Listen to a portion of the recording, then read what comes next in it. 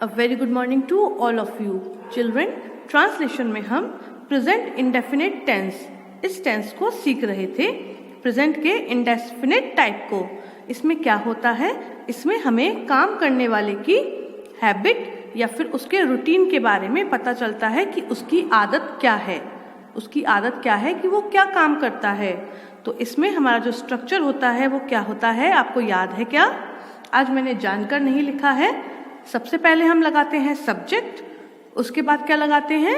नहीं, इसमें हम हेल्पिंग वर्ब नहीं लगाते। मैंने आपको पहले भी बताया है और ऑनलाइन क्लासेस में भी समझाया है कि प्रेजेंट इंडेफिनिट टेंस में हम हेल्पिंग वर्ब नहीं लगाते।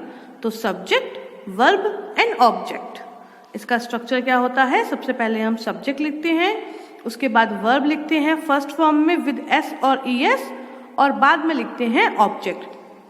वर्ब में जो एस और ई एस आता है वो हम उसके अकॉर्डिंग लिखते हैं कि हमारा सब्जेक्ट सिंगुलर है या प्लूरल।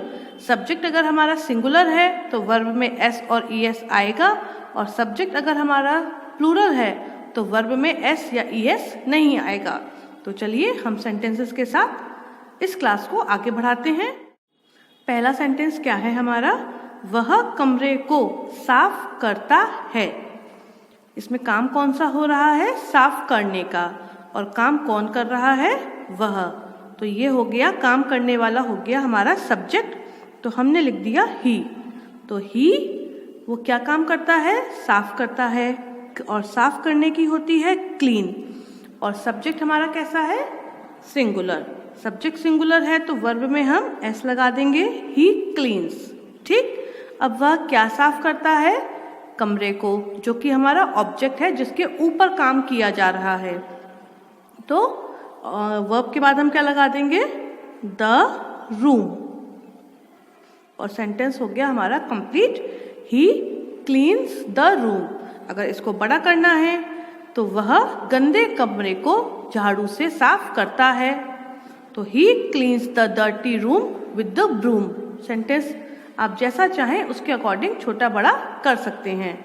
अगला है किसान अनाज उत्पन्न करते हैं। क्या है हमारा सेंटेंस? किसान अनाज उत्पन्न करते हैं। अब इसमें काम कौन सा हो रहा है? उत्पन्न करने का, मतलब कि प्रोड्यूस। अब प्रोड्यूस जो काम है उसको कौन कर रहा है? फार्मर।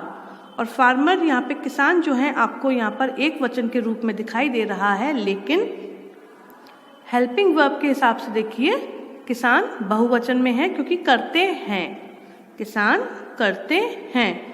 तो यहाँ पर फार्मर्स को इंग्लिश में हम लिखेंगे प्लूरल, सॉरी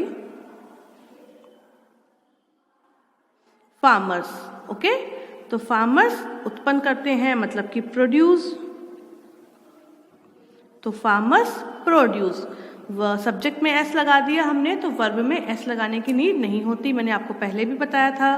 तो फार्मर्स प्रोड्यूस। अब क्या उत्पन्न करते हैं? अनाज।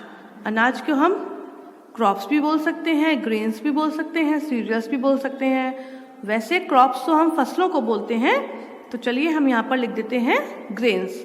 तो फार्मर्स प्रोड्यूस द ग्रेन्स। और सेंटेंस ये हमारा कंप्लीट हो गया। आगे चले। थर्ड सेंटेंस क्या है? राम घोड़े की सवारी करता है। राम क्या काम करता है? राम घोड़े की सवारी करता है। तो राम की आदत क्या है? उसकी आदत है घोड़े की सवारी करने की। तो सवारी करने का काम कौन कर रहा है? राम। तो राम हो गया हमारा सब्जेक्ट। तो राम और सवारी करना ये वर्ब है, तो इसकी इंग्लिश क्या होगी? राइड। तो राम राइड। लेकिन यहाँ पर ये सेंटेंस खत्म नहीं होता। सब्जेक्ट सिंगुलर है तो वर्ब में हमको एस लगा देना है, राम राइड्स। अब किसको राइड कर रहा है? घोड़े को। Ride the horse. Ram rides the horse. अब हो गया हमारा सेंटेंस कंप्लीट। बच्चे मैदान में भागते हैं। कई सारे बच्चे हैं वो भाग रहे हैं, कहाँ पर? मैदान में। तो काम कौन सा हो रहा है? भागने का। काम कौन कर रहा है? बच्चे। ठीक है, तो बच्चे हो गया हमारा सब्जेक्ट। तो लिख देते हैं चिल्ड्रन। चिल्ड्रन।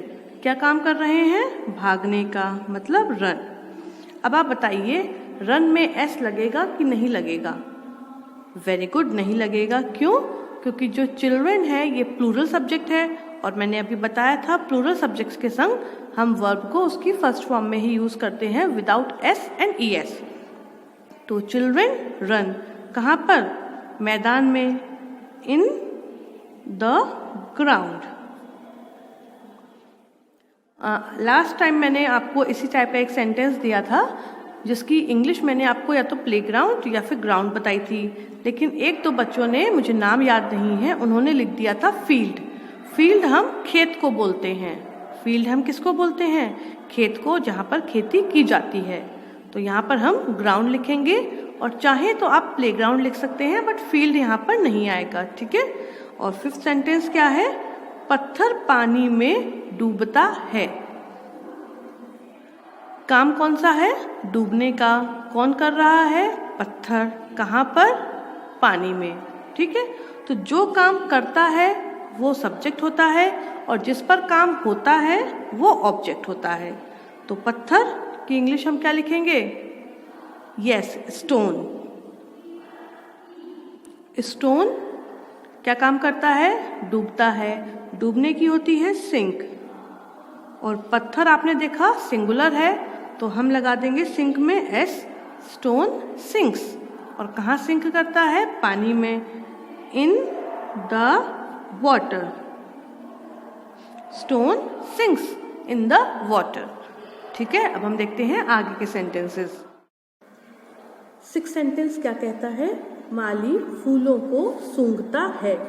माली जो है वो क्या काम करता है? फूलों को सूंघता है।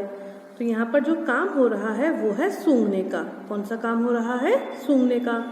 और काम करने वाला कौन है? माली, मतलब कि फ्लोरिस्ट। तो सब्जेक्ट क्या हो गया हमारा? माली। तो हम यहाँ पर लिख देते हैं फ्लोरिस्ट। इसकी स्पेलिंग तो आपको आती ही होगी।